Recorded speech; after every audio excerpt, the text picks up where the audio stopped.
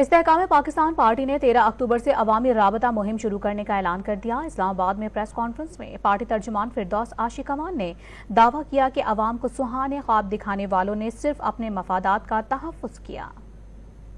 عوام کو سہانے خواب دکھا دکھا کر باریاں لینے والی جماعتوں نے سیاست میں آنے کے بعد اپنے اپنے سیاسی مفادات کا تحفظ کیا اور ان کو ووٹ دینے والے عوام جو تھے وہ ان منشوروں پہ عمل درآمد کے لیے حسرت سے ان حکومتوں کے ٹینور پورے ہونے کے منتظر رہے۔